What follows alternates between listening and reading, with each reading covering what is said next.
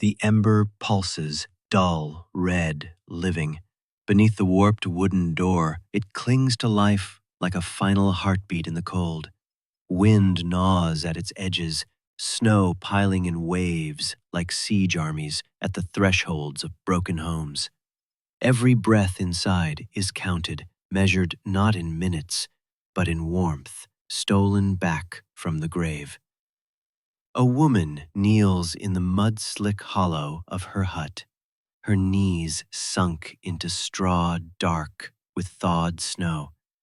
Her child lies silent against her chest, too tired to cry, too cold to sleep.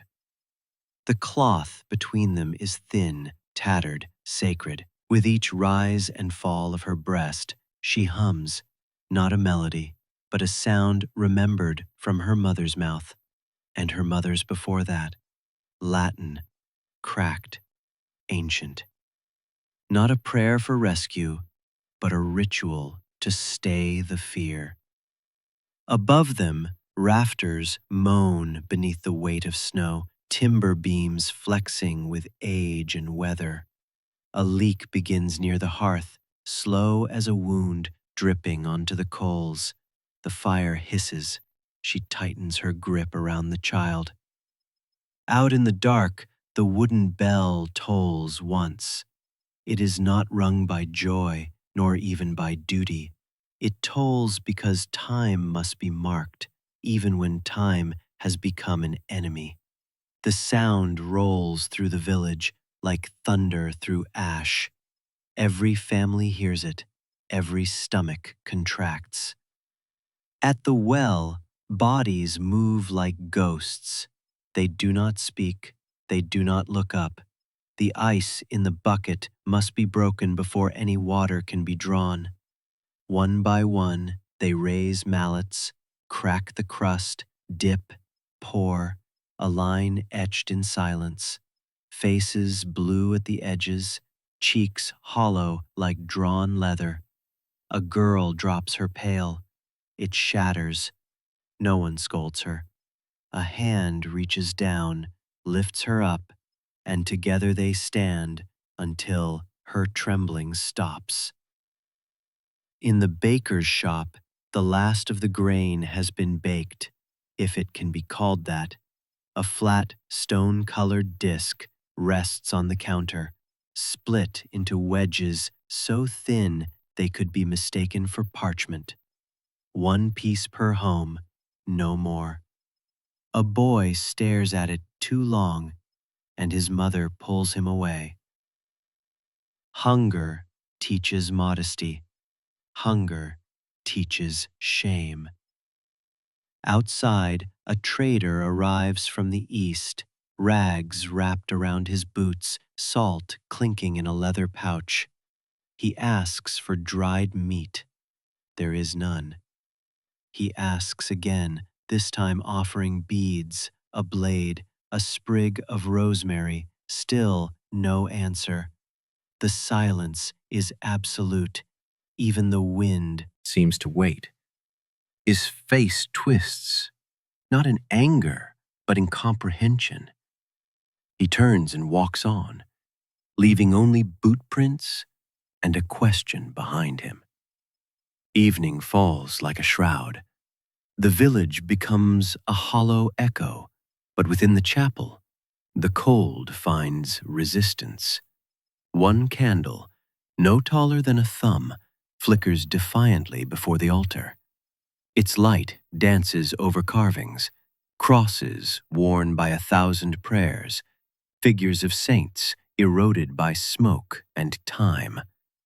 Frost veils the windows, but not the spirit inside. A voice begins to hum, then another, then 3.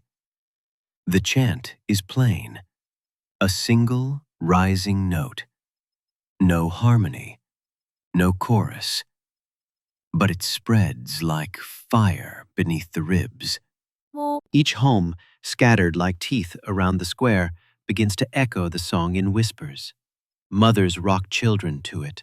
Old men tap the rhythm with fingers swollen from cold. A blind woman mouths it to the shape of the flame, and in that fragile note, something stirs. Not hope, something older, something carved from hunger and bound by bone. A unity formed not by choice, but by necessity, because winter is not merely a season, it is a siege, and in the face of siege, humanity must become its own sword. By the third day of storm, the barns are empty. Not even the mice remain. But the villagers still gather. They scrape frozen lichen from bark. They boil moss. They chew leather strips softened in weak broth. The body forgets luxury, but the soul remembers ritual. In one home, a woman pulls out a wooden cup etched with the image of a boar. She pours boiling water over bark, lets it steep. Her son asks, "Is it tea?" "No," she says, "it's memory." And together they drink. A man with a frostbitten leg hobbles toward the chapel, dragging behind him a sled with 2 broken chairs. He leaves them by the fire pit for kindling. No words, just a nod. Another family trades a wool sock for a scoop of dried peas. A child gives up her last ribbon for a pinch of salt. Nothing is bartered in greed. Everything is exchanged with the reverence of sacrament. The storm does not end, but the silence shifts. It becomes intention, a shared resistance.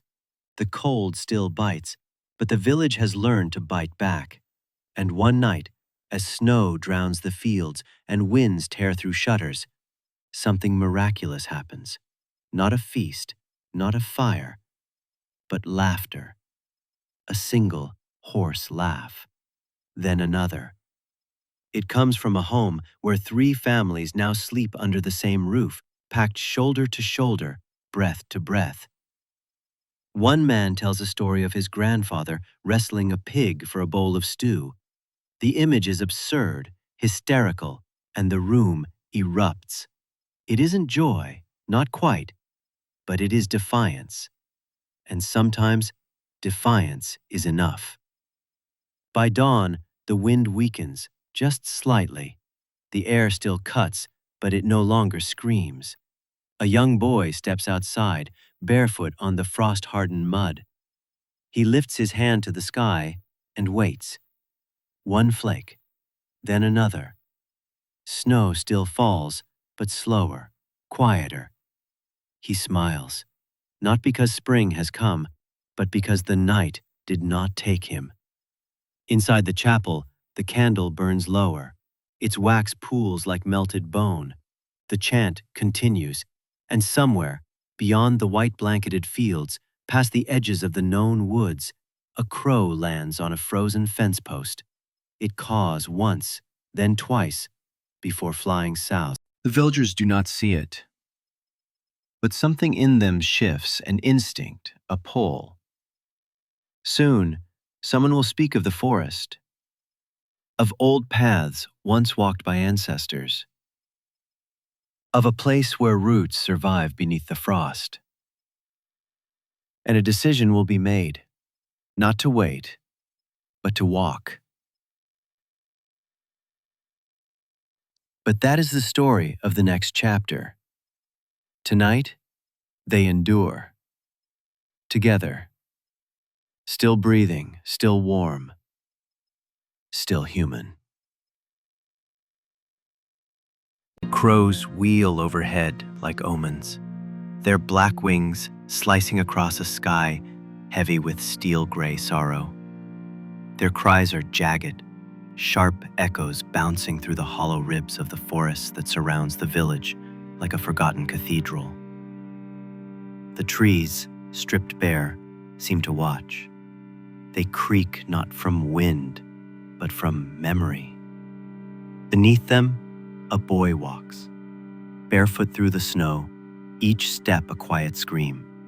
His tunic, threadbare and darkened at the hem, clings to legs numbed beyond pain. In one hand, a cracked wooden bowl, light as a whisper.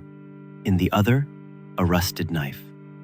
The bowl he took from his home, now more shelter than house. The knife, stolen from the smithy before its forge went cold. Dusk smudges the sky, and the air tastes of rusted iron and ash. He reaches the granary. Its doors hang ajar, moaning as they sway.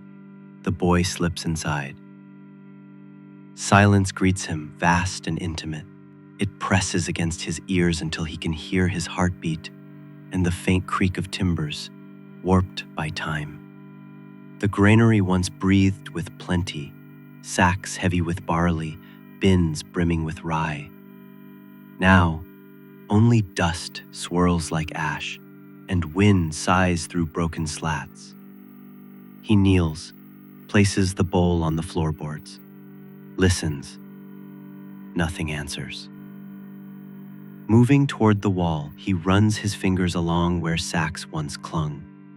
His hands return empty, save for the sting of splinters and the memory of grain cascading through fingers in better days. He closes his eyes. He sees bread, thick, crusted, warm. A goat turning on a spit, its juices crackling. Apples soaked in honey, their skins golden as the sun itself. He sees spring. He sees firelight. He sees his mother. A prayer comes, not in Latin, not in scripture, but in the rough syllables of Old English, passed through generations like a lullaby, wrapped in hunger. His voice cracks with cold and longing. He raises the bowl as though the heavens might spill their mercy. But the granary offers nothing, not even dust worth tasting. So he leaves. Outside, the snow deepens. The wind picks at him like vultures on a battlefield. Still he walks. His feet blister on frozen bark. His lips bleed. Through the skeletal forest he moves, past trees split by frost. The knife is dull, but his grip is steady. Hunger has taught him focus. He searches not for feast, but for anything. Root, bark, a sliver of life beneath death's white weight. A sound cracks through the trees. A branch, broken. He freezes. Breath shallow, knife raised, eyes wide. The forest holds its breath. Nothing, only silence, deeper than before. He presses on. At last, a patch of snow lies thinner than the rest, wind-scraped and raw. He drops to his knees. The knife carves at the crust. Slow, hard. His fingers blacken with earth. Raw soil smells of iron and decay, of rot, of buried hope. And then, a root, thin, pale, twisted like a finger grasping up from the grave. He lifts it, trembling. It is not sweet. It is not enough. But it is real. He brings it to his lips. Salt, earth, bitterness, but also life. In that moment, he does not cry. He does not shout. He simply rises, bowl in hand, knife tucked close. The snow begins again, light at first, a whisper rather than a roar. He walks back the way he came, past the trees, past the granary, through the village of shuttered windows and flickering candles. Inside his hut, he places the root into a pot, adds water from the melted ice, a sprig of pine needles for taste. The fire is almost out, but he coaxes it back with a breath and the last of the dry twigs. The soup will taste of bark and prayer. He eats slowly. Beside him, his sister stirs from slumber, her eyes open, dull and gray. He hands her the bowl without speaking. She takes it, drinks, then rests again. In that simple exchange, a wall of winter is held back. Survival, he has learned, is not a grand gesture. It is not the clash of steel or the blaze of torches. It is quiet. It is stubborn. It is the choosing to wake up again, even when the world offers no promise. Outside, The snow falls steadily. But this night, it feels softer. Across the village, other fires spark. Other bowls fill with things scraped from frost and memory. And in one hut, an elder tells a story, not of kings or saints, but of a journey once made to the southern valleys, where green things grew in winter. The boy listens. His hand tightens on the knife. Not in fear, but in possibility. Because soon, the snow will melt. Not yet, not tonight. But the earth remembers, and so must they. This winter does not end here. But the idea of after is reborn tonight. It begins with a single step into the forest, and it will end with a road that waits in silence under the snow, ready to be walked once more. The wind howls like a wounded beast across the ridge, dragging its icy claws through the hollows of stone and bone.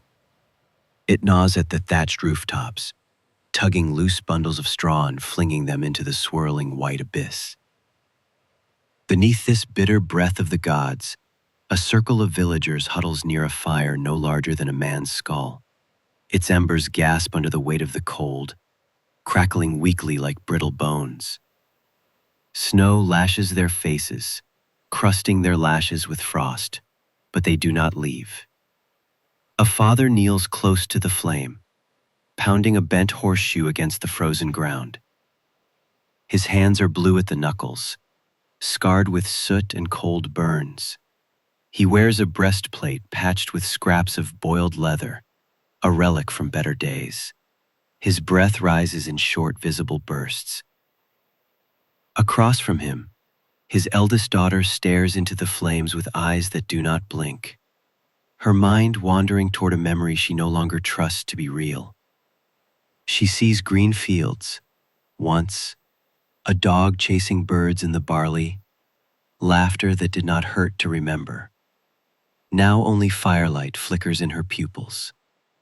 The fire is shallow, built upon frozen earth, surrounded by a ring of stones blackened by countless desperate nights.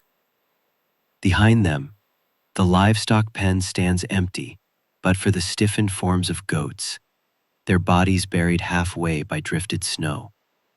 The villagers no longer speak of meat, they speak instead of sacrifice. Then, a voice breaks the silence, low, rasped, as if torn from the throat of time. A monk, cloaked in layers of burlap and wool, begins to chant. The melody is too fragile to challenge the wind, but it seeps beneath it, threading like warm blood through frozen veins. One by one, heads bow. The firelight flickers against weathered cheeks, against eyes rimmed in red.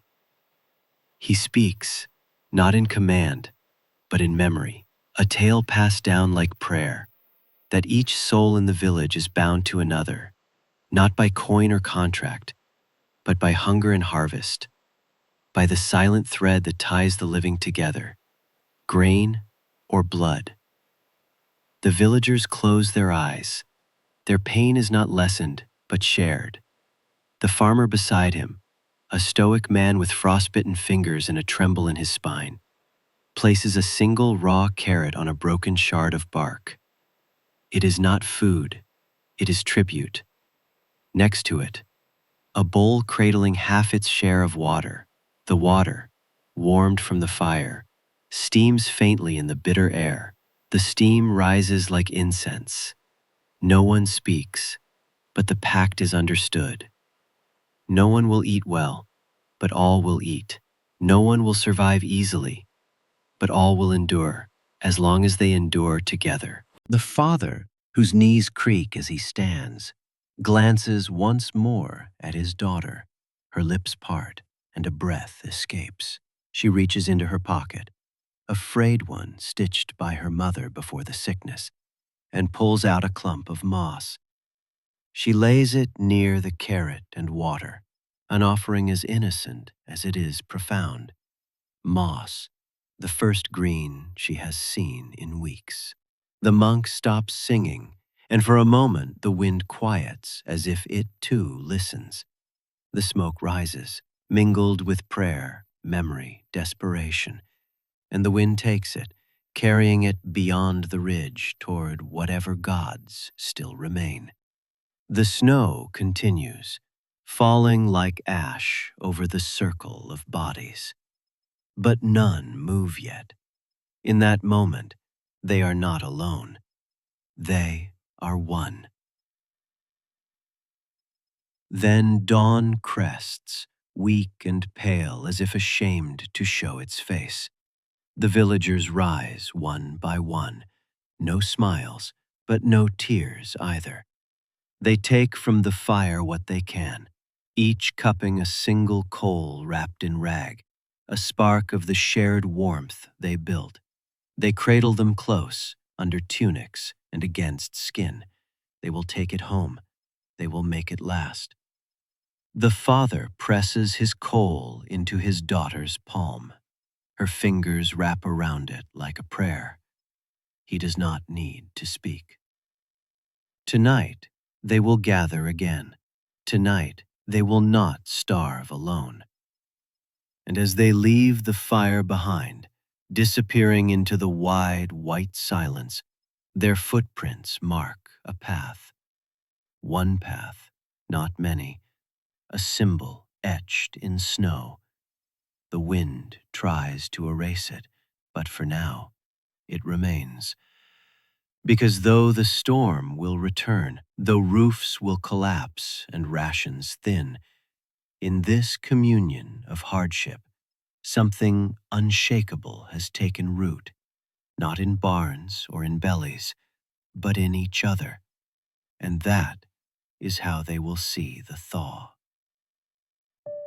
What comes after will test that promise, for thaw brings flood, and flood brings rot. But for now, in winter's throat, they have whispered their defiance, and winter has heard. A gust of wind slams the chapel door shut with a hollow thud, rattling the hinges and setting the torchlight dancing across the stone walls. In that flicker, the stranger shivers, not from cold, but from memory. His breath forms in broken clouds, curling around the spire of the torch, as though afraid to leave him. He leans forward, the crust of bread clutched between trembling fingers, and for a moment, the silence of the room is filled with the sound of chewing, slow, grateful, desperate. The priest watches without judgment. His robe, once white, is yellowed with time and ash, and his eyes are rimmed with the weariness of too many losses. He knows the look of men who have tasted hunger, who have bargained with wolves for a path through the forest, who have forgotten what warmth feels like until this moment. The woman kneels beside the stranger, her touch light as linen but enough to steady him. She remembers her own son, lost to the plague 2 winters ago. Her hand trembles, but she does not pull away. The air smells of smoke and wet pine, tinged with iron, the scent of melted snow and faint blood. On the chapel walls, saints ride beasts with flaming eyes, swords raised in eternal battle. Their frozen eyes seem to watch, not in judgment, but in quiet solidarity. These were not gods untouched by frost and famine. These were once men and women of earth, who bled, who feared, who wandered. The stranger clears his throat. His voice is hoarse, splintered like driftwood. "I was a merchant," he murmurs, as if confessing a sin. "I dealt in spices, cloth, salt, things men used to dream of." The priest does not respond. Only the crackle of torch flame answers. Outside, the snow ticks gently against the stained glass windows, each flake refracted into shards of sapphire and rose. "I lost the trade roads, lost the ships, then the men, then the coin." The woman, her head still bowed, finally speaks. "You found something else." He turns to her. Her eyes are not unkind, but neither do they pity. They hold something far rarer, acknowledgement. She has seen his story before, worn by others. In this winter, pride is as useless as a broken blade. He swallows the last of the bread. It scratches his throat, but it is real. It anchors him. In the corner, the chapel's candle flickers near a rough carving of Christ nailed to wood, his face not serene, but anguished, cheeks hollow, ribs showing. A peasant's Christ, familiar with hunger.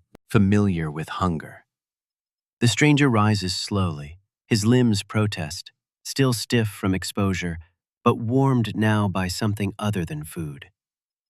He steps toward the altar, placing a finger to the base of the wooden cross, not in worship, in thanks.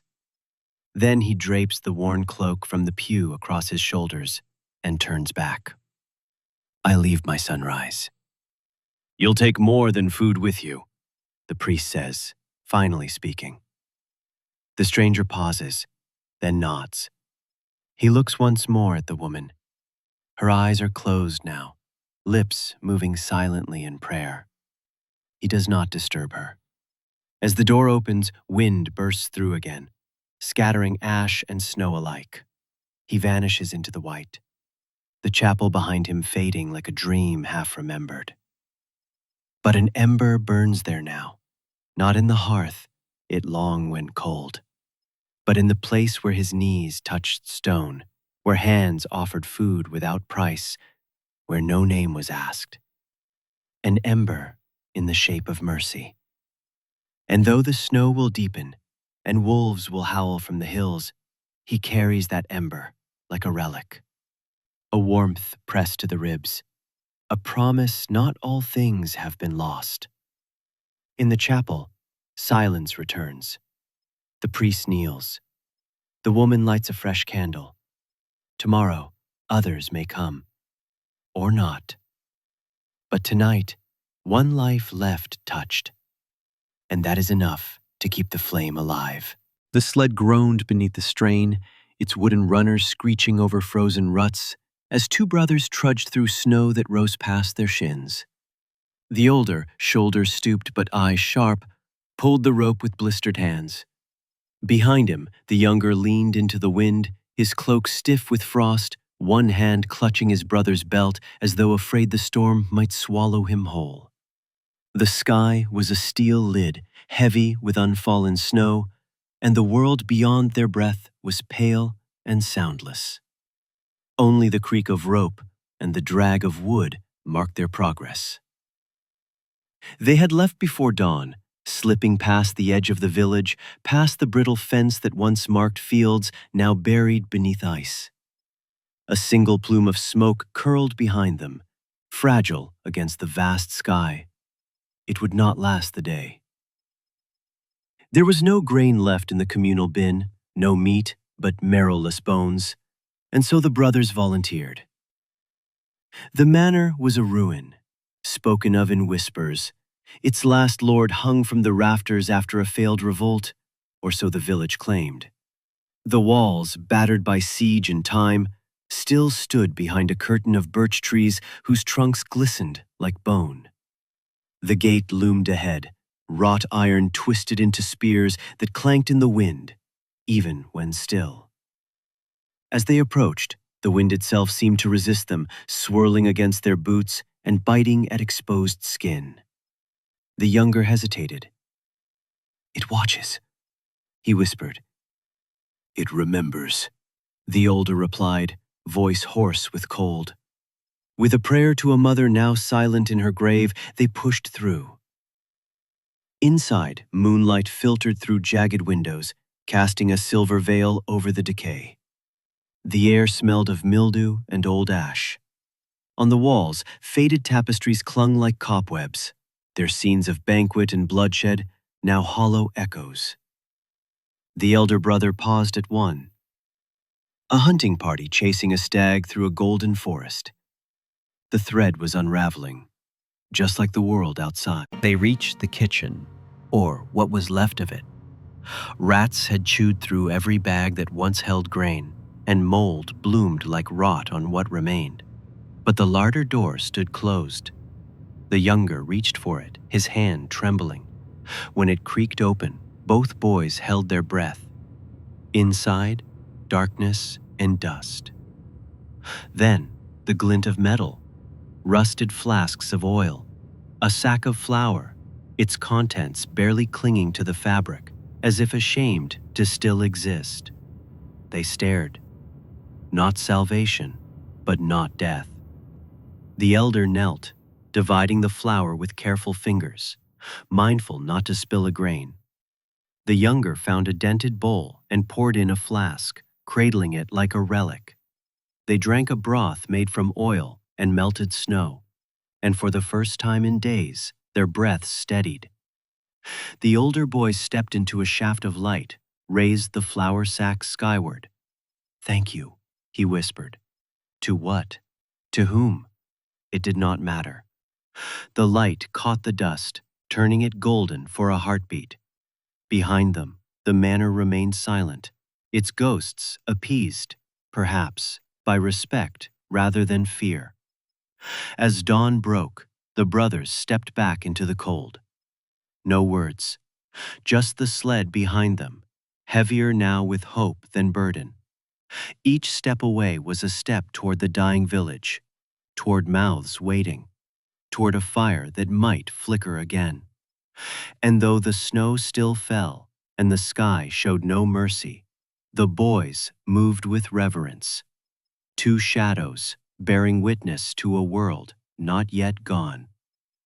The manor watched them leave and did not stop them. A crack forms in the silence. Not loud, just the softened snap of thawing ice. But it carries, echoing off stone cottages and the hollow frames of barns long since emptied. For months, the world was wrapped in frost and stillness. But now, in the first hours of morning, something stirs. The woman stands motionless, her breath visible in the chill, though it comes softer now, no longer the wheezing gasp of deep winter. She wears no shawl, her arms, bare and red from cold, are crossed tightly, not in defiance, but in final endurance. Her eyes are locked on the fields, where snowmelt leaves patterns like veins across the soil. In her hand, a rusted key. The iron is rough against her palm, pitted and cold. She found it 2 nights ago, embedded in a drift beside the chapel wall, as if the land itself had returned it. Once, it locked the granary, a place now spoken of like a myth. She hadn't told the others. Not yet. Not until she was sure.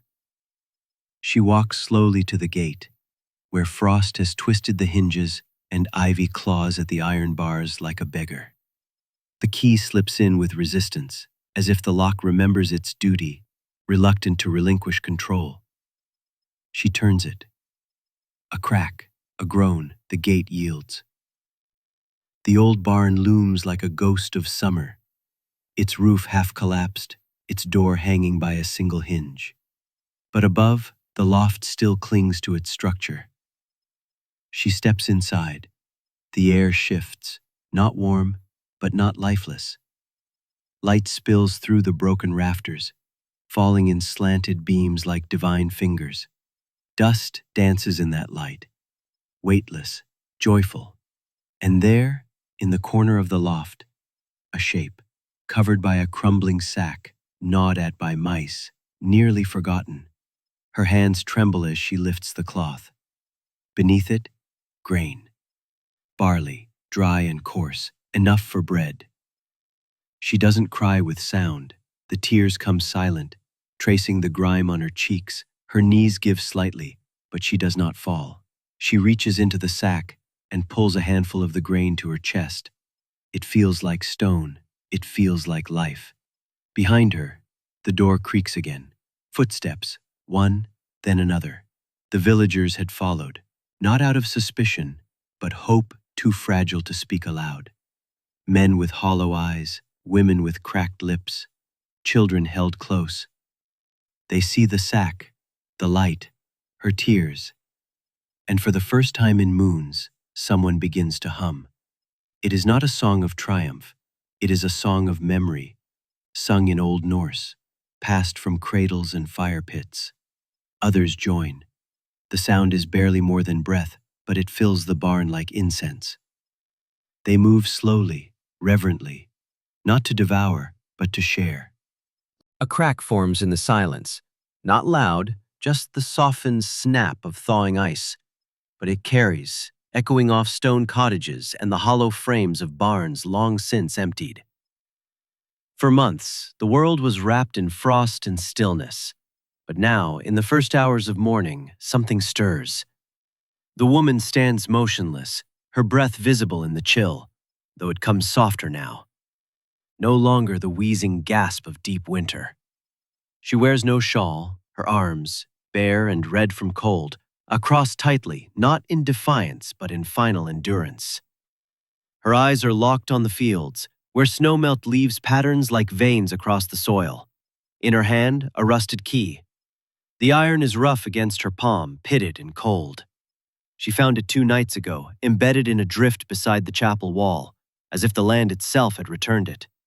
Once it locked the granary, a place now spoken of like a myth. She hadn't told the others, not yet, not until she was sure. She walks slowly to the gate, where frost has twisted the hinges and ivy claws at the iron bars like a beggar. The key slips in with resistance, as if the lock remembers its duty, reluctant to relinquish control. She turns it. A crack, a groan. The gate yields. The old barn looms like a ghost of summer. Its roof half collapsed, its door hanging by a single hinge. But above, the loft still clings to its structure. She steps inside. The air shifts, not warm, but not lifeless. Light spills through the broken rafters, falling in slanted beams like divine fingers. Dust dances in that light, weightless, joyful. And there, in the corner of the loft, a shape, covered by a crumbling sack, gnawed at by mice, nearly forgotten.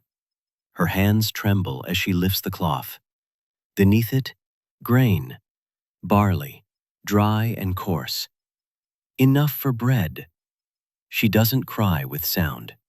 The tears come silent, tracing the grime on her cheeks. Her knees give slightly, but she does not fall. She reaches into the sack and pulls a handful of the grain to her chest. It feels like stone. It feels like life. Behind her, the door creaks again. Footsteps. One, then another. The villagers had followed, not out of suspicion, but hope too fragile to speak aloud. Men with hollow eyes, women with cracked lips, children held close. They see the sack, the light, her tears. And for the first time in moons, someone begins to hum. It is not a song of triumph. It is a song of memory, sung in Old Norse, passed from cradles and fire pits. Others join. The sound is barely more than breath, but it fills the barn like incense. They move slowly, reverently, not to devour, but to share. She hands the grain to an old woman, whose hands have baked loaves since before the famine. Together they begin to sift the rhythm of survival. Grain, bowl, water, fire, fingers brushing crumbs from splinters. The ritual of being human. Outside, the wind shifts, softer now, less cruel. A single blade of grass has pierced the melt. In it, a flicker of green. She steps outside, wiping her face. In the field, the villagers form a circle, passing a warm stone between them, the same used to heat the hearth that burned out weeks ago. It carries a remnant of heat, a symbol. She looks down at the key still in her palm, rusted, spent. But it did its work. In hunger, it had once locked life away. In mercy, it had opened it again. And somewhere beyond the hills, rivers begin to crack and flow. Somewhere, a bird sings too early. Somewhere, the wolves retreat into shadow. Winter recedes, but it does not vanish. It leaves behind its mark, in the way they now look at each other, in the way they pass food without being asked, in the way they remember. And so, the bread is not just nourishment, it is communion. Not one of faith, but of memory. And it tastes like spring. The chapter ends, not in voice, but in silence, as the sun crests the trees, and the first loaf bakes. A hush falls across the field. They do not cheer. They listen, to thaw, to breathe, to the slow, fragile return of life. A cry pierces the dawn, a single ragged scream that shreds the hush of thawing fields. The soil, softened by melting frost, quivers underfoot. Silence holds its breath. And then, from the edge of the village, two figures emerge, hulking silhouettes, carrying a blood-stained banner of woven linen. They come from the forest. Their paced steps speak of urgency, of something hunted and found. In the chapel, the villagers pause in their blessing of the first loaf baked since winter's grip. They form a circle around a rough plank laid across stout barrels. Bread, scorched at the crust, warms their cracked palms.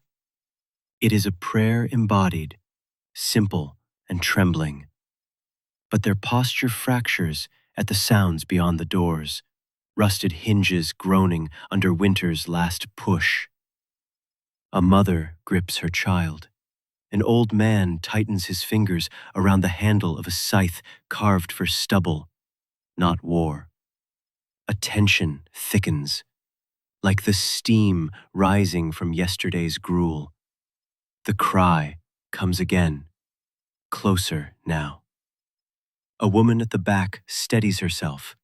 The father at the front sets down his bowl, saliva collecting at cracked lips. The door bursts open. A villager stumbles in, face pale, arm pinned by a splintered branch. He falls against the stone floor, eyes wild. He tries to speak. Only sobs come. They carry him outside, toward a knot of bodies queuing at the south gate. One by one, they pass inside, some bleeding, some stiff with cold, all lost to winter's final cruelty. A hard wind blows away footprints. No path is clear. The father presses a hand to his daughter's cheek. Winter is receding, but danger remains. Outside, clustered at the gate, two brothers from the manor mission stand amid villagers, blood on snow.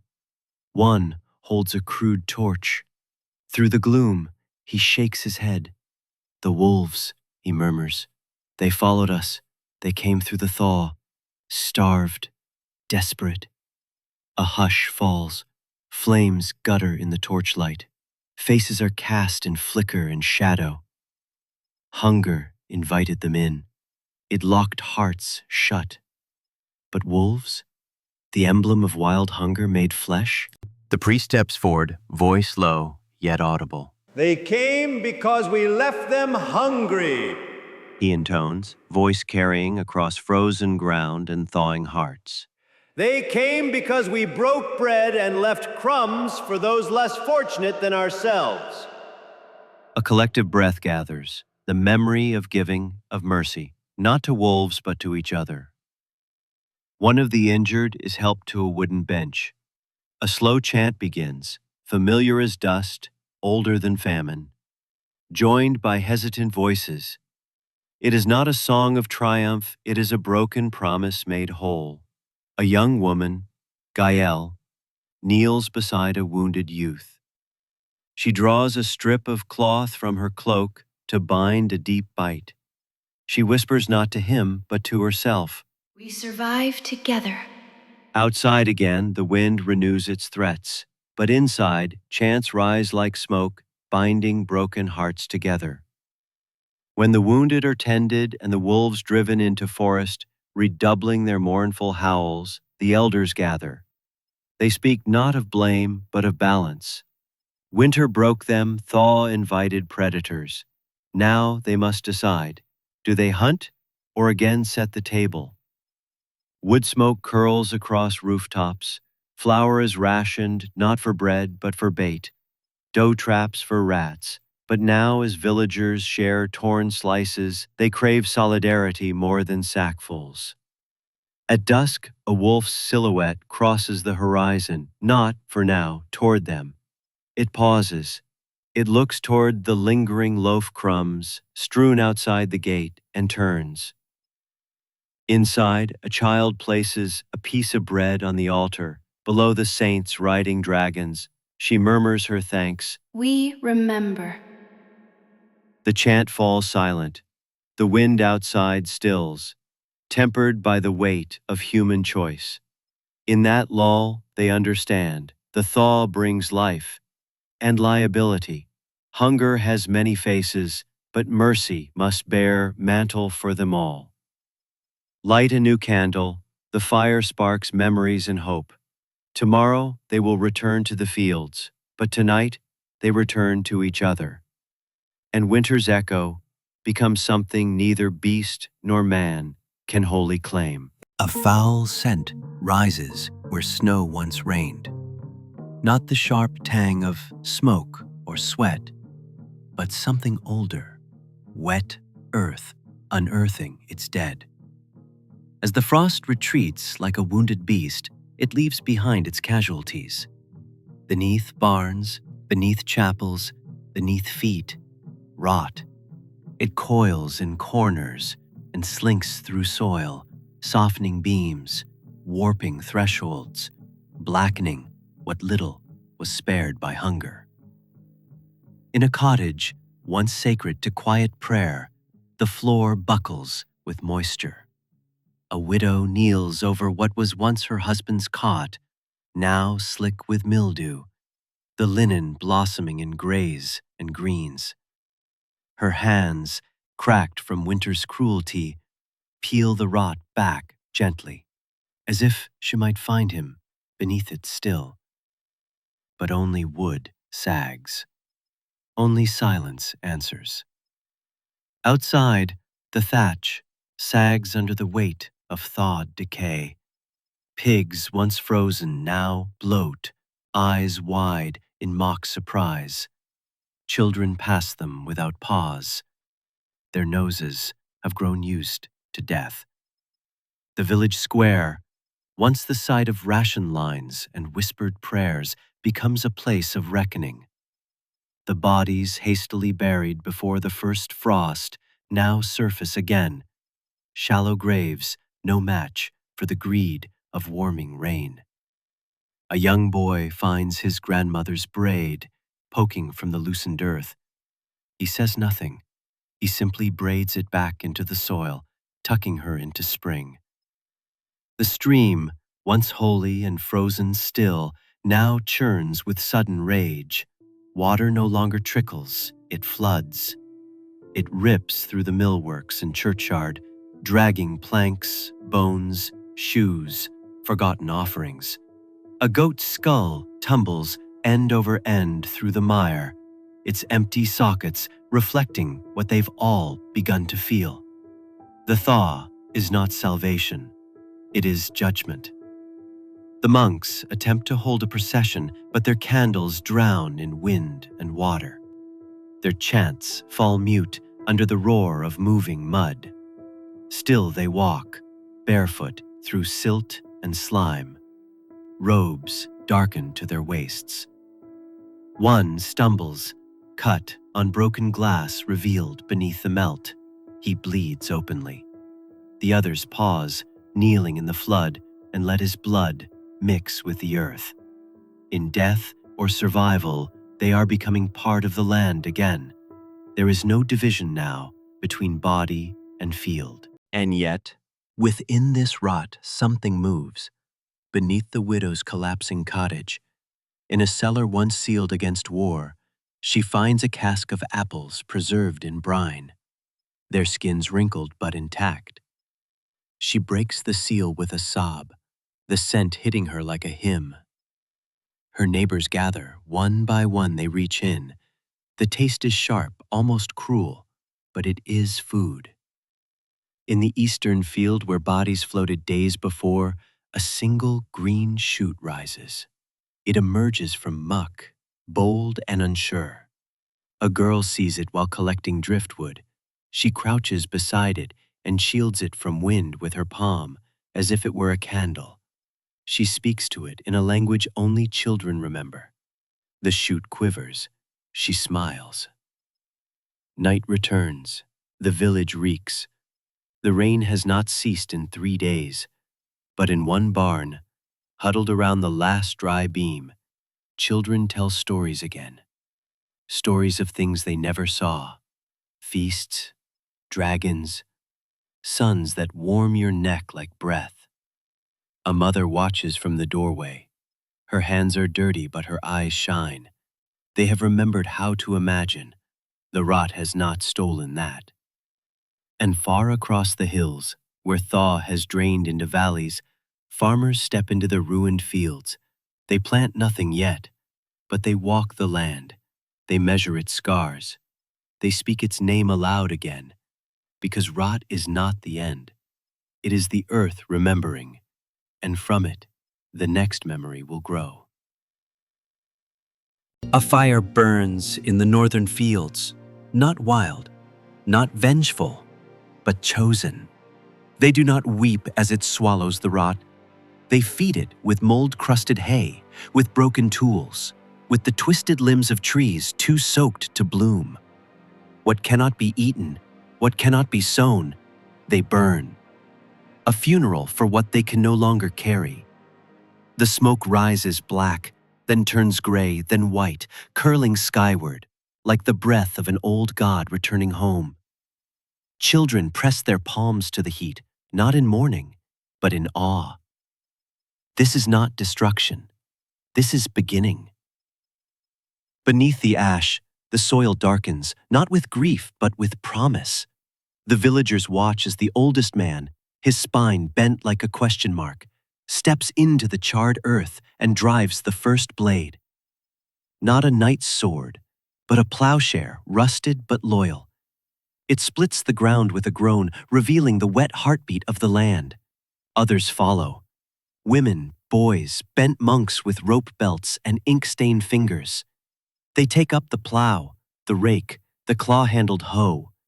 They do not speak. Their silence is rhythm. Their sweat is prayer. The tools creak. The crows return, watching from the blackened branches like silent judges. One caws, the others answer. It sounds like warning, but also like song. In the southern meadows, a girl with hair like straw unbraids sacks of forgotten seed. Most are dead, gray, soft, lifeless, but some, when pressed to her lip, still hold hardness, hope. She cups them in her hand like gold dust. Behind her, the other children gather, eyes wide. She does not hoard. She pours the seeds into the bowl of her tunic and walks barefoot to the field. There, with hands not yet calloused by labor, they begin to scatter life. The seeds fall like blessings on the softened ground. Oats, barley, rye. Not enough, never enough, but some. Enough to try.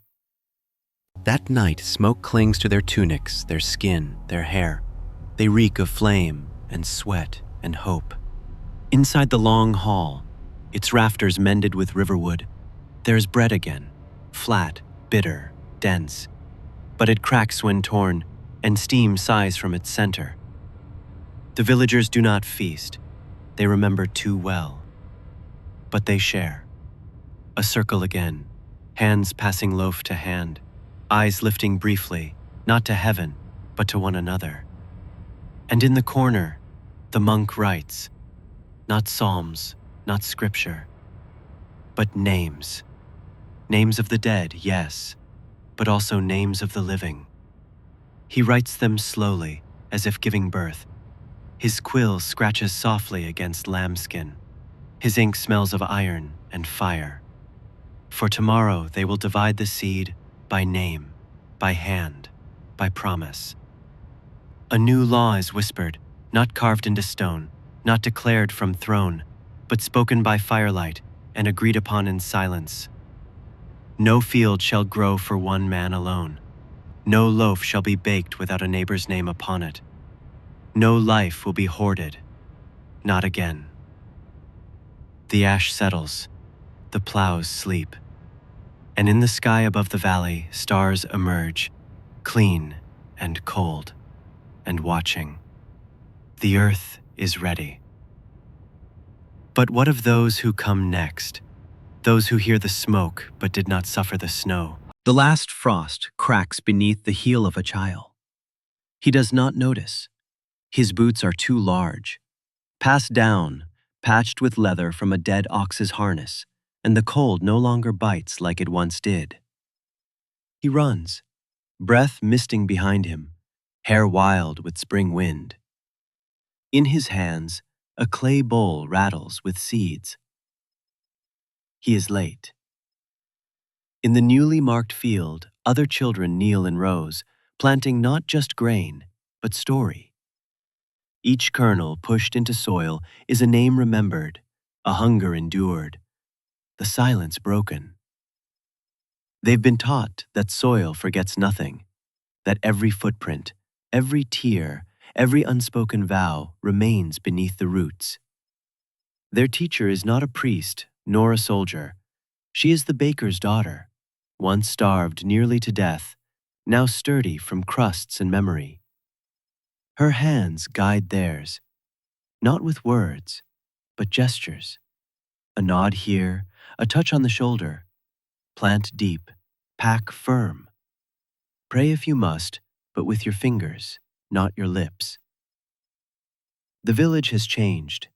Hunger has etched its laws into the walls, visible not in parchment or proclamation, but in behavior. No one locks their door now. No child eats alone. The grain house stands open at dusk, guarded not by weapons, but by trust. At its threshold, a boy once caught stealing now serves as keeper. He records every bag with a coal-charred stick on slate, marks scratched like claw lines, each one a debt to be repaid in harvest. When asked if he regrets what he did in winter, he only says, "It fed my sister. That debt is hers to forgive." Above the village, the forest edge thickens with green. Birds have returned, robins, blackbirds, even the long-absent cranes that move like ghosts between the treetops. One roosts on the chapel steeple, preening its wings beside a rusted bell. No one rings the bell anymore, not since the famine. Its tone once called the hungry to false hope, to empty tables and sermons that promised bread, but delivered silence.